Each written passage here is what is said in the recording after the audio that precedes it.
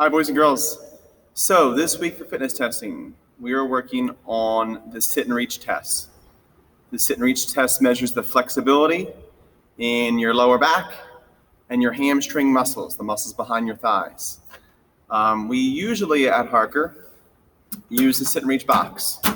Okay, it's very good at measuring how far you can lean forward, and we get your measurement very easily off the box. But I can pretty much guarantee not one of you have this box at home. So we're gonna get rid of this box. We're going to need a couple items. You need either a tape measure of some sort, okay? It can be metal, it can be cloth, tape measure. Or what I did was, I used a ruler, and on a piece of tape, I measured the inches.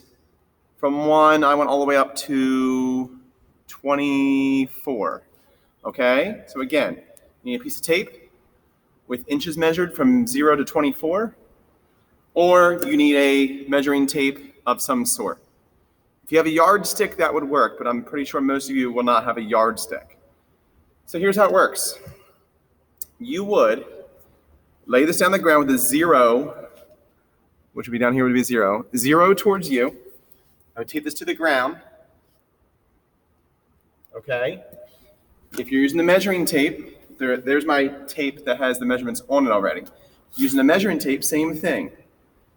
The 0, which would be down this end, okay, would go towards me.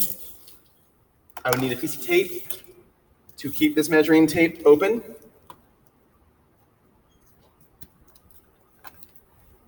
And then, again, the 0 is towards us. Okay, the next thing you do is you need to get another piece of tape, okay, and you're going to lay it across the 15-inch mark.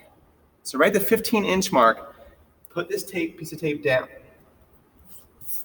That line is where your feet will be, your heels, when you do the test. So when you get ready, your heels are here, right on the edge of the tape.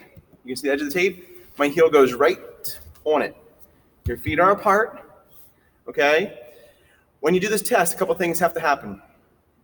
First of all, your hands, okay, have to be lined up like this, okay? You cannot extend one arm forward when doing this test. Your fingers must stay in line. That's super important, so your score is accurate. Second thing is, your knees have to stay flat against the ground. Your legs must stay straight.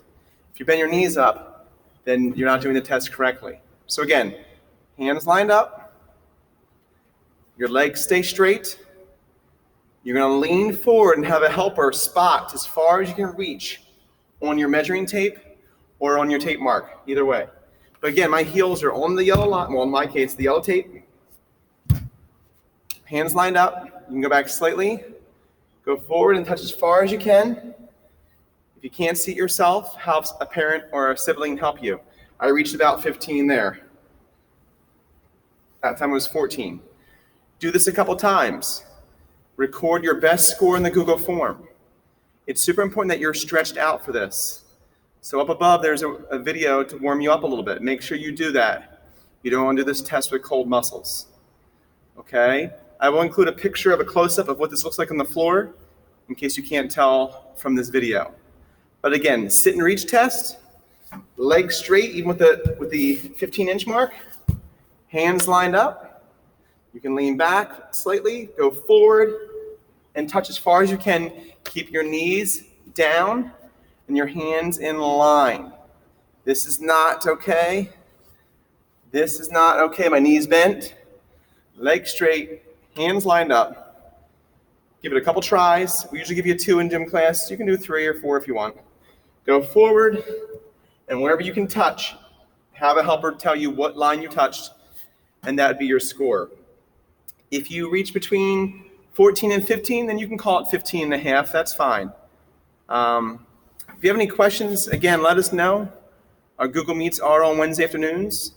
They're optional, but you can log in and chat with us during those times. They're posted in your classroom. And again, this is the sit and reach. It measures your flexibility. If you have any questions, let us know. All right. Have fun.